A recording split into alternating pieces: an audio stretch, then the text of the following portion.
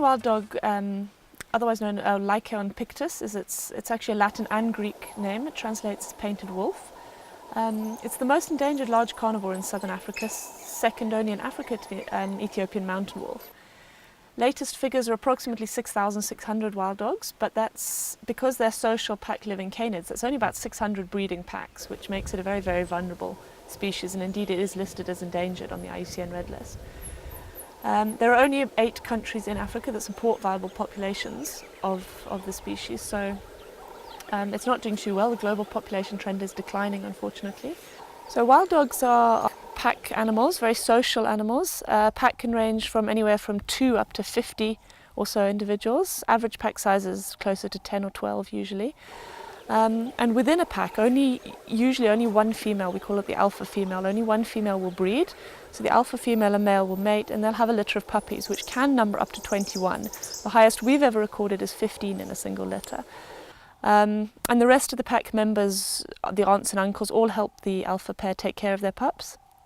They live in the pups are born in a den, and they stay at the den for the first 3 months of their life, usually assisted at the den by a couple of babysitters to look after them while the other adults go out hunting. When they come back, all of the pack that have been out hunting successfully will come back and regurgitate meat for the babysitters and for the pups. So it's a very, very family-orientated social structure where everybody pulls their weight and helps to bring up the young, which is fantastic to watch.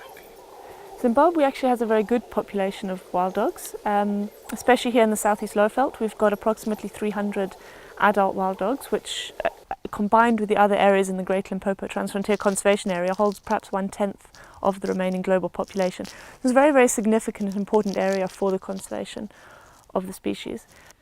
The greatest threat to African wild dog, obviously, as with most large carnivores and particularly wide-ranging ones, is habitat loss. Habitat loss, fragmentation of habitat, lack of connectivity between habitat patches. And especially for wild dogs are very wide-ranging. A single pack can have a home range exceeding 3,000 square kilometers. So they need to be able to move large distances in safety, and one of the biggest threats, once the habitat is lost or fragmented or there's encroachment into the protected areas, they then come into contact with people, and that comes with its own host of threats, specifically snaring, wire snaring, which is not targeting the dogs, it's poachers setting snares for bushmeat, but unfortunately the dogs are very, very vulnerable to snares. So one of our highest recorded causes of adult mortality is snaring. Rabies is also a real threat to wild dogs, usually, not always, but usually transmitted from a domestic dog, and hence contact with people increases the risk of disease significantly. Rabies, canine distemper as well, canine parvovirus. And because of the wild dog's pack living in very social structure, if a single dog gets infected, the virus spreads very quickly throughout the whole pack, and normally the whole pack will be wiped out. Another threat the dogs face is roadkill. So some of these fast highways alongside protected areas, because they're nomadic, because they wander around a lot and they've got these large home ranges, they do cross major highways from time to time, and roadkill can in certain places be a significant cause of mortality. And then we have direct human persecution. In certain places, people hold what is actually a misperception that wild dogs are dangerous to people, and as such they're persecuted.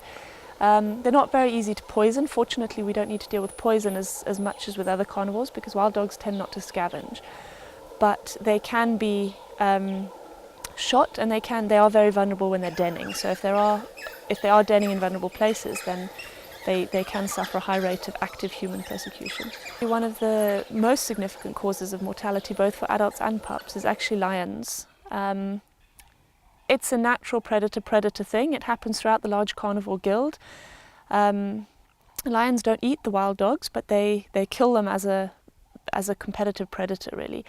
So especially during the denning season, we have a lot of activity of lions coming to wild dog dens, trying to dig the pups out. If they get the pups out, they will kill them. If the alpha male and female or any other dogs try and defend the pups, they can also run the risk of being killed. But it's not just at the dens. Lion mortality can happen at any time, often when the dogs are vulnerable at drinking, water points when they're drinking, or any time. We find a lot of carcasses that are attributable to lions. And it's a natural cause. Where it starts to become unnatural is where there's artificial management of the protected area, which perhaps creates a slightly inflated lion population. But for the most part, it's the anthropogenic or the human-induced threats that we worry about. From time to time we have the necessity to dart a wild dog for either collaring purposes or to take snares off or to treat an injury.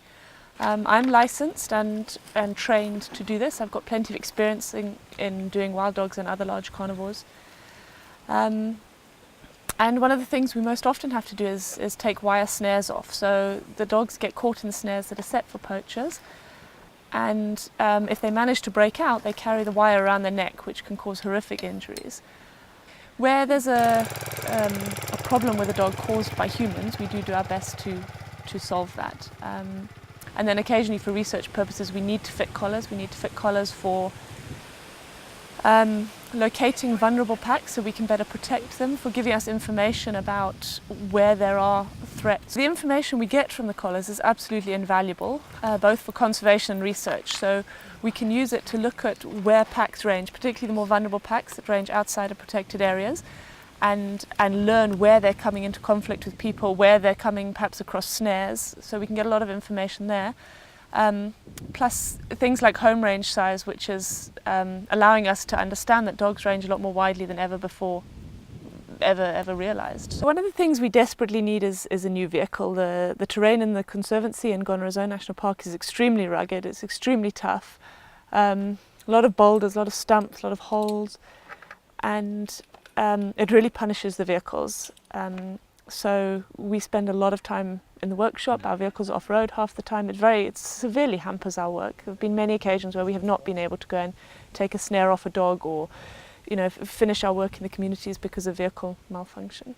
So as well as our field vehicle, the AWCF team has 4 motorbikes, and I mean, keeping the vehicle, our education vehicle as well, and the 4 motorbikes on the road at all times is a constant headache. It's expensive in terms of fuel.